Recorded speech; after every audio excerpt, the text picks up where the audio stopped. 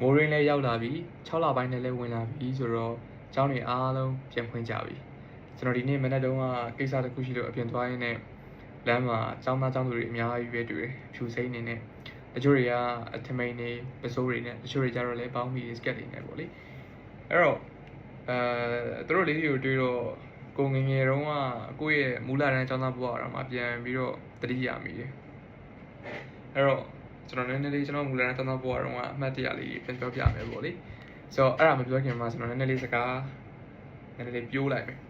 ဆိုတော့ကျွန်တော်ကအမှန်တမ်းပြောလို့ရှိရင်မိသားစုကိုအရန်ခင်တွဲရဲမှာပါတယ်ကျွန်တော်ငငယ်လေးကကျွန်တော်ကအဲ့လိုအဖေကိုပဲကတ်တာအမေကိုပဲကတ်တာအဲ့လိုမျိုးမရှိဘူးကျွန်တော်တယောက်တည်းကိုပဲကတ်တာမဟုတ်ကျွန်တော်2ယောက်လုံးကိုကတ်တာမိဘ2ယောက်လုံးကျွန်တော်ကဟိုမနက်ခင်းလုံးဆိုကျွန်တော်အမေနားမှာနေတယ်အမေနားမှာကတ်ချွဲတယ်ညဘက်အဖေအိမ်ပြန်ရောက်ပြီဆိုလို့ရှိရင်ကျတော့ကျွန်တော်ကဒါအဖေနားမှာနေတယ်အဖေချွဲတယ်အဲ့ဒါနဲ့ပတ်သက်ပြီးတော့ပြပြရမယ်ဆိုရင်ဒီလိုကျွန်တော်ညဘက်အိပ်ပြီဆိုရင်ကျွန်တော်မှအချင်းတစ်ခုရှိတယ်အဲ့ဒါကျွန်တော်ဖေကိုဖတ်ပြီးအိပ်တာ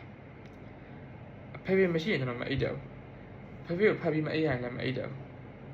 အဲ့လိုမျိုးမှပိုရိုးစားဖြစ်တာဖေကအိပ်ရင်ဟောက်တယ်ဖေနင်းချက်အိပ်ပြောသွားပြီဆိုဖေကဟောက်တယ်ဟောက်တော့အဲ့ဒါကျွန်တော်တို့ကငငယ်လေးတွေကအချင်းတစ်ခုလည်းဖြစ်သွားတယ်အဲ့တော့အုံနောက်ကလည်းဟိုမှတ်သွားတယ်ထင်ပါတယ်ဘယ်လိုလဲဆိုတော့ဖေမဟောက်ဘူးဆိုကျွန်တော်မအိပ်ပြော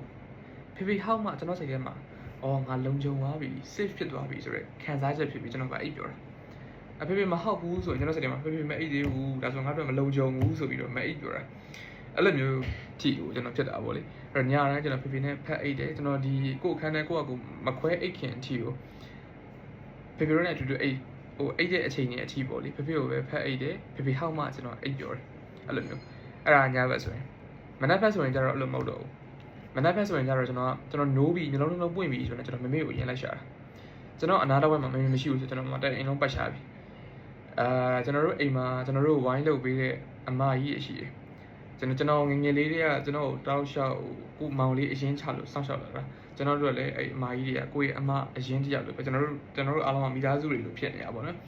အဲ့အမကြီးတွေတွားပြီဆိုလို့ရှိရင်မကြီးဘသူရေးမမေရောမလဲအဲ့လိုမျိုးကျွန်တော်လိုက်မေးတာအိမ်မှာအမေကတခါတလေပြဈေးတွေပါတယ်တွားတယ်ဆိုကိုအိမ်မမတို့နဲ့ထားခဲ့တယ်ဆိုရင်ကိုမနေတတ်တော့မနေတတ်တာမဟုတ်မေကိုတဲ့အောင်အမေမရှိရင်ကိုမနေတတ်ဘူးလို့မကြလို့ရှိရင်မလို့မျက်နှာလည်းမတက်သွားလည်းမတိုက်မဟုတ်လည်းမစားအင်းရှိမှထိုင်ကောင်မှတော့ထိုင်ပြီးထိုင်ဆောင်တယ်မေပြန်လာပြီးဆိုမှကိုမျက်နှာတက်တယ်သွားတိုက်တယ်မဟုတ်စားတယ်အဲ့လိုမျိုးအဲ့တော့အဲ့အကျင့်ရလည်းဘယ်လောက်ထိပါလဲဆိုကျွန်တော်အခုချိန်ဒီအခါတလေကျွန်တော်အဲ့ရတာနောက်ကြတယ်မေပြန်သွားနေရဆိုရင်